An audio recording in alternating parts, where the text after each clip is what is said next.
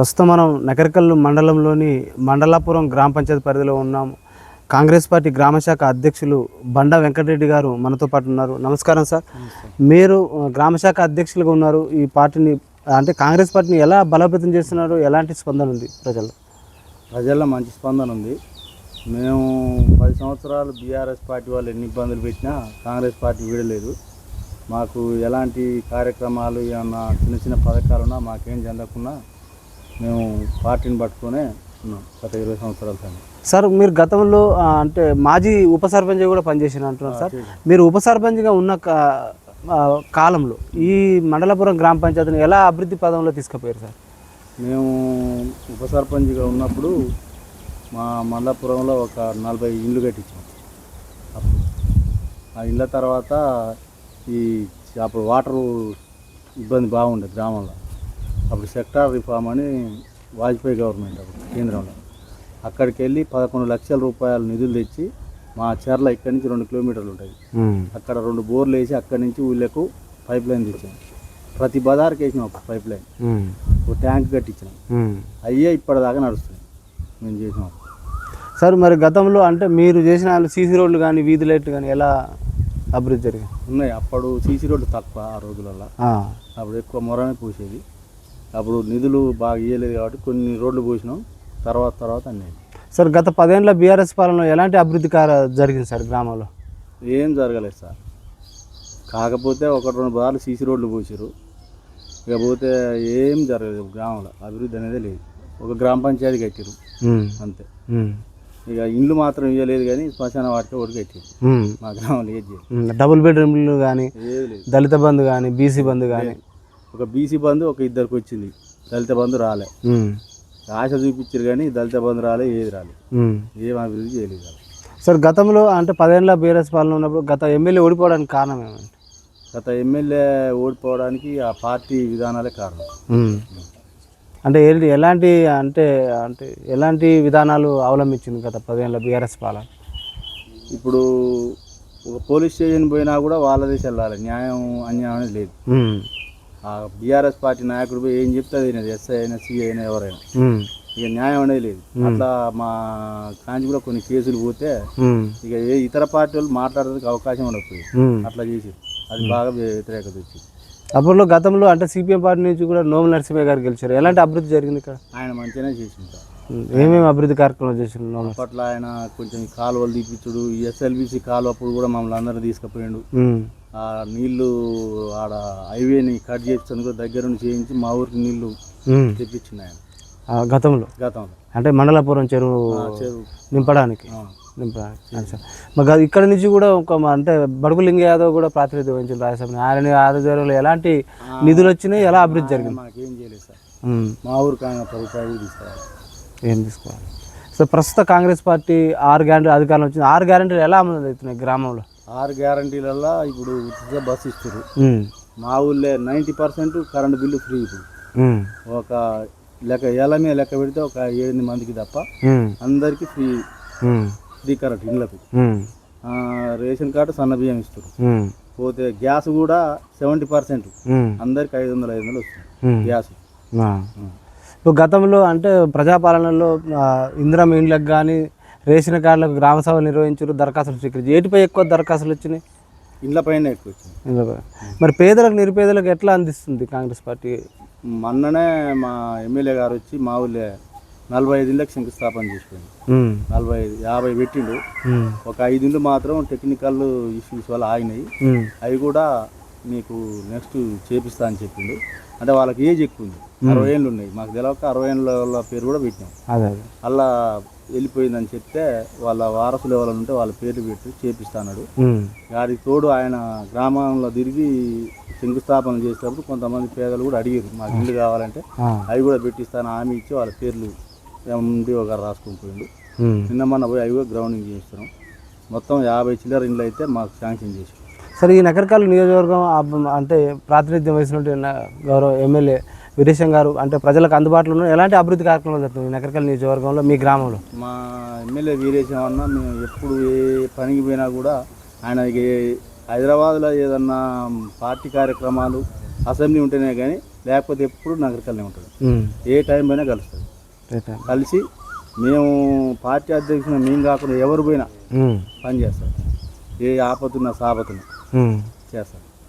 Sir మరి అంటే ఇక్కడ అంటే మీ మండలాపురం అంటే ఈ చెరువుతో ఇక్కడ ఈ ఆయకట్టు రైతాంగానికి వాటర్ సోర్స్ ఎక్కడి నుంచి ఎక్కువ వస్తుంది మీకు? మాకు ఎక్కడి నుంచి ఎక్కువ రైతాంగానికి వాటర్ సోర్సెస్ ఎస్ఎల్బిసి. ఎస్ఎల్బిసి. ఆ ఎస్ఎల్బిసి కాలకు మాది చివరి ఊరు కావడం వల్ల ఈ ఎస్ఎల్బిసి వాటర్ కొంచెం అందుతలేవు. అయితే గతంలో ఎమ్మెల్యే గారు ఇంతకుముందు ఉన్నప్పుడు 2014 ఆయన ఎమ్మెల్యే ఉన్నప్పుడు కూడా ఇట్లా అంతలేవు అని పోయి మా ఊరి నుంచి చెప్తే తిరిగిండు, కాలు వెంబడి తిరిగి చెరువు నింపించిండు. మన కూడా మేము పోయినాం మన వానకాలం సీజన్లో పోతే చూసి, యాసంగి సీజన్లో పోతే చూసి 2 పోలీసు వాళ్ళు పెట్టి మా చెరువుని బాగానే నింపించింది సగం. సార్ గత బీఆర్ఎస్ ప్రభుత్వ హయాంలో ఎస్ఎల్బిసి సొరంగ మార్గం కానీ, ఐట్ ఫామ్ల లిఫ్ట్ ఇరిగేషన్ పనులు కానీ, అటు పోతే ధర్మారెడ్డి కాలువ, పిల్లై కాలువ కానీ, బునాది కానీ కాలువ కానీ గత ప్రభుత్వ హయాంలో ఎలాంటి అభివృద్ధి జరగలేదు. మరి ఇప్పుడు కాంగ్రెస్ ప్రభుత్వం వచ్చింది, ఇప్పుడు గౌరవ ఎమ్మెల్యే వీరేశం గారి ఆధ్వర్యంలో ఈ పనులు చక్కచక్కంగా జరిగి ఇక్కడున్న రైతాంగాన్ని మేలు జరిగే అవకాశం ఉందంటారా? సార్ 100% ఉంది. ఈ కాంగ్రెస్ పరిపాలన తప్ప ఈ మా ఊరికి ఆ కాలువ తీసిన నల్గొండ జిల్లాకు 10 ఏళ్ళు బీఆర్ఎస్ పాలన ఎక్కడ కాలువల మట్టి కూడా తీయలేదు సార్. ఎక్కడ కూడా తీయలేదు. ఏమైనా ఎస్ఎల్బిసి నీళ్లు వస్తేనే మాకు గ్రౌండ్ వాటర్ పెరిగి బోర్లు పోస్తాయి, మా చెరువులు నింతాయి. ఇక దాని తప్ప వేరే సోర్సెస్ లేదు ఈ సైడ్, ఈ నగరకాల నుంచి ఈ సైడ్. మళ్ళీ మా కాంచి ఒక 2-3 కిలోమీటర్లు పోతే మూసి కాలువ ఉంది, వాళ్ళకి ఎప్పుడు వస్తుంటాయి. మాది మిట్టకుంది కాబట్టి మాకు రావు. ఏమైనా ఎస్ఎల్బిసి వాటర్ అయితేనే మనకు. అయితే మా ఎమ్మెల్యే గారికి ఆ మూసి కాలువ ద్వారానే ఒక లిఫ్ట్ వేసి మా చెర్లకి ఏమని మా ఎమ్మెల్యే గారికి చెప్పినాం, మన కూడా అందరం చెప్పినాం. అయితే దాని మీద ప్రతిపాదనలు పంపించి చేపిస్తాను హామీ ఇచ్చాం. సార్ గతంలో అంటే ధరణి పోర్టల్ వల్ల రైతులకు భూ సమస్యలు వచ్చినాయి అంటున్నారు, చెట్ల పుట్టలకు అంటే ఎన్నో భూ కబ్జాలకు పాల్పడ్డారు అన్నట్టు, అంటే సర్వే నెంబర్ 1 ఉంటే ఎక్కువ భూములు కూడా పట్టా చేసుకున్నారనే అపవాదం ఉన్నది. గతంలో అవకతవకలు పాల్పడ్డది. ధరణి పోర్టల్ తీసేసి ఇప్పుడు భూ భారతి వచ్చింది. ఈ భూ భారతి చట్టం ద్వారా రైతులకు మేలు జరుగుతుంట. మీరు కూడా ఒక రైతు. అవును సార్, 100%. నాదే 6 గుంటలు తీసేసి నాదే ప్రజెంట్. మన పోయి అప్లికేషన్ పెట్టినా రైతు ఎంఆర్ఓ. అట్లా ఉన్నాయి, చాలా ఉన్నాయి. భూమి మీదనేమో ఒక ఉదాహరణకు నేనున్నా అనుకో, పట్టమే వేరే వాళ్ళ పేరు మీద. అదే అది మార్చమని గ్రామంలో అందరు చెప్పినా కూడా ఆయన పట్ట ఉన్న ఆయన చేరు ముద్ర వేస్తేనే మారుతుందట. ఆయన రావట్లేదు. ఆయన అడిగితే ఎక్కువ డబ్బులు డిమాండ్ చేస్తుంది. ఈ పద్ధతి ఉండే వాళ్ళ రిజిస్ట్రేషన్ కాగితాలు ఉన్నాయి, అన్ని ఉన్నాయి. అట్లా ఉన్నాయి. మా ఊళ్ళో చాలా పెండింగ్ ఉన్నాయి, చాలా ఉన్నాయి. మన మా ఊళ్ళో రెవెన్యూ సదస్సు వచ్చారు, అన్ని తీసుకొని ఒక 7 గల్లా పరిష్కరించారు. మన సర్వే కూడా వచ్చారు. ఇక్కడ దుబాయ్ ఇదంతా తిరిగి సర్వే చేసి ఎవరు ఫీల్డ్ మీద భూమి మీద ఎవరు వీళ్ళ పట్ట వేరే వాళ్ళకు ఎట్లా ఉందని ఎంక్వైరీ చేసి సార్ మరి ఈ భూభారత్ చట్టం ద్వారా, రెవెన్యూ సదస్సు ద్వారా ఇకనైనా రైతులకు మేలు జరిగే అవకాశం ఉందంటారు? సార్ 100% ఉంది. దాంట్లో భూభారతి చట్టం అన్సైడ్ భూములు కూడా వారసులకు ఇంతకుముందు కాకపోయేది, అది కూడా పెట్టింది. ఇలా మంచిగా ఉంది సార్. గత ప్రభుత్వం విఆర్ వ్యవస్థను తీసేసింది, ఇప్పుడు ఉన్న ప్రభుత్వం విఆర్ వ్యవస్థను తీసుకొస్తా అంటున్నారు. ఈ విఆర్ఓ వ్యవస్థ వల్ల రైతులకు మేలు జరిగే అవకాశం ఉందంటారు? సార్ ఇంతకుముందు రికార్డు రాసేదాన్ని. ఇంతకుముందు వాళ్ళు అనుభవదారుడు అనే కాలం ఉండేది, అది తీసేసి ఇప్పుడు విఆర్ఓ వారానికి ఒకసారి ఊళ్ళోకి వచ్చిన ఎవరు అమ్మారు ఎవరు కొన్నారు అనేది వాళ్ళకి అవగాహన ఉంటుంది. వాళ్ళు పానీలా రాస్తారు. అది లేదు ఇప్పుడు. ఈ 10 ఏళ్ళు అది లేదు. ఇది వచ్చిన తర్వాత ఇక ఆడ కూర్చొని వస్తే కథం, నా భూమి నీకైతుంది, నీ భూమి నాకైతుంది. విఆర్ఓ ఉంటే రికార్డు మెయింటైన్ చేస్తుంది. మనం 10 రోజులకు వారం రోజులకు ఊళ్ళోకి వచ్చినప్పుడు మనది తప్పు ఉంటే ఆమె నిలదీసి అడుగుతాం. ఆ వ్యవస్థ పోవడం వల్లనే అవకతవకలు ఎక్కువ జరిగింది. దానివల్ల గతంలో విఆర్ వ్యవస్థ కొంచెం అవినీతి పాల్పడదని అపవాదం ఉందంటే అది అంటే ఇప్పుడు ఉంటారు సార్, అందరు ఉంటారు, అలా కూడా కొంతమంది ఉంటారు, అడుక్కుంటే వాళ్ళు ఉంటారు. మనం వాళ్ళని ఏమంటాం, వాళ్ళ మన సైడ్ కూడా తొందర చేయాలని 5-10 ఆశ పెడతాం. అది సహజంగా జరిగేది. ఇప్పుడు రైతులకు ఇప్పుడు ఇటీవల రైతు బంధు పడుతున్నది. గతంలో అంటే రైతులకు ఎలాంటి మేలు, రైతు బీమా కానీ, రైతులకు ఏమైనా ఇన్సూరెన్స్ సదుపాయం కానీ, పంట నష్టపోతే ఏమైనా ఇన్పుట్ సబ్సిడీ కానీ, ఇన్సూరెన్స్ సదుపాయం ఏమైనా కల్పిస్తున్నదా ఇప్పుడున్న ప్రభుత్వం? ఇప్పుడు ఈ రైతు బంధు కొంచెం ఒక కారు పడలేదు, అంటే 3 ఎకరాలకు పడ్డది, 10,000 పడలేదు. ఈసారి మాత్రం అందరికీ ఎన్ని ఎకరాలు ఉన్నా మా ఊళ్ళో ఒక్కరు లేకుండా పడది. రుణమాఫీ కూడా మా ఊళ్ళో 80% అయింది. ఏమైనా 2కు పైకి ఉన్న వాళ్ళకి కాలేదు. వాళ్ళకి కాలేదు. తర్వాత ఇక అప్పు తీసుకొని మళ్ళీ దాన్ని రెన్యువల్ చేయకుండా మొండిపోయి కాలేదు కాలేదు మా ఊళ్ళో. సార్ మరి కొంతమంది ఇంకా చాలా మంది కాలేదంటారు, వాళ్ళకి అయ్యే అవకాశం ఉంది సార్ మా ఊళ్ళో 80% అయినాయి. నా దగ్గర లిస్ట్ కూడా ఉంది. అదే ఇంకా 20% ఉంది అంటారు, అది అయ్యే అవకాశం. 20% ఉన్న వాళ్ళు వీళ్ళే 2 లక్షలకు పైకి ఉన్న వాళ్ళు ఇక తీసుకున్న దాన్ని రెన్యువల్ చేయకుండా మొండిపోయి చేసిన వాళ్ళు అదే వాళ్ళది తప్ప వేరే వాళ్ళది అన్నీ సార్ వాళ్ళ ఊళ్ళో పడి ఉన్నాయి. సార్ రైతులు ప్రధానంగా డిమాండ్ చేస్తారు సార్, ఒక సన్న వడ్లకి 500 బోనస్ ఇస్తారు, పండించే అన్ని పంటలకు 500 బోనస్ ఇవ్వాలని డిమాండ్ చేస్తున్నారు సార్. మరి రైతులకు ఇది న్యాయం దక్కే అవకాశం ఉందంటారా? అంటే ఇప్పుడు రైతులు కూడా కొంచెం అందరు ఎక్కువ దొడ్డు ఓట్లు పెడతారు సార్. అయితే నేను మన యాసంగి ఒకసారి పెట్టి చూద్దామని సన్నోట్లు పెట్టి కేఎన్ఎం 1630 అని ఒక 3 ఎకరాలన్నర పెట్టిన. రైతులకు ఒకటే ఏంటంటే ఈ దొడ్డొడ్లకు అయితేనే మందులు కొట్టేది తక్కువ, జర పంట మంచిగా వస్తుంది అనేది దానికి ఎక్కువ మొగ్గు చూపుతుంది. అయితే ఈ ఇప్పుడు వచ్చిన కొన్ని కొత్త రకాలు నేను మన పెట్టిన ఇప్పుడు కూడా అదే ఇప్పుడు నార కరిగడ్డి చేసేస్తున్నా, అది కూడా 1010 పడినట్టే పంతుంది, మందులు అవసరం లేదు. దాన్ని ఒకసారి 2 సార్లు కొట్టుకుంటే సరిపోతుంది. తూకం దొడ్డొడ్లు వచ్చినట్టే వస్తున్నాయి. నేను మన 3 ఎకరాలు పెడితే ఎకరం 30-31 టమాటో వచ్చింది. మన ఐకేపీలు అమ్మినా అవి పైసలు పడ్డాయి, బోనస్ పడలేదు, ఈ వారంలో పడతాయి అంటారు. అవి పెట్టుకోవాలి సార్, అలాంటి రకాలు పెట్టుకోవాలి దొడ్డి ఆటకే. సార్ రైతులు కూడా ఏమంటారు అంటే ఈ కోతుల పెడద వల్ల పత్యాన్మయ ఏరే పంటలు వేయలేకపోతున్నాం, ఇంట్లో కూరగాయలు కూడా పెంచుకునే పరిస్థితి లేదు. ఈ కోతులను గతంలో బీఆర్ఎస్ ప్రభుత్వం అప్పుడున్న ముఖ్యమంత్రి కోతులను నియంత్రిస్తాము, కోతులు అడవులకు వాపసు పోవాలి, వానలు వాపసు చేళ్ళకు రావాలనే నినాదం అది ఆటకెక్కిపోయింది. మరి ఇప్పుడు కాంగ్రెస్ ప్రభుత్వం అన్న ఈ కోతుల బెడద నుంచి రైతాంగాన్ని కాపాడుతుందా? కాపాడాలి సార్ 100%. అది ఎందుకంటే మీ ఇంటి ముందర కూరగాయ చెట్టు పెట్టుకునే ఉంచుతారు. ఇప్పుడు ఇలా మీరు వచ్చే ముందే నేను బాయికాడ పోయేటప్పుడు ఇన్నే ఉన్నాయి, ఒక గుంపు ఒక 300-400 వస్తున్నాయి. ఇప్పుడు మేము పొద్దున్న లేస్తే ఏం చేస్తాం, బాయికాడి పోతాం, ఇంటి ముందర కూరగాయ చెట్టు కాదు ఏ చెట్టు పెట్టుకునే వస్తారు. మరి ఎట్లా నియంత్రించాలంటే మీరు ప్రభుత్వానికి ఏమైనా ఎమ్మెల్యే గారికి దృష్టి తీసుకుపోయినాం. నగరకాల కూడా ఒకసారి పట్టించిండు, అది మా పైన నాయకుల దృష్టికి తీసుకుపోయి దాన్ని పరిష్కారం చేస్తాను చెప్పి. సార్ ఇవి అంటే ఇప్పుడు పనికార పథకం ఉంది కదా, రైతులు ఏం డిమాండ్ చేస్తుంటే పనికార పథకాన్ని వ్యవసాయానికి అనుసంధానం చేయాలంటారు, వ్యవసాయానికి అనుసంధానం చేస్తే ఇంకా వ్యవసాయం బలోపేతం అవుతుందంటారు. దీన్ని ఏ విధంగా మీరు ఒక రైతుగా మీరు దీన్ని స్వాగతిస్తారా?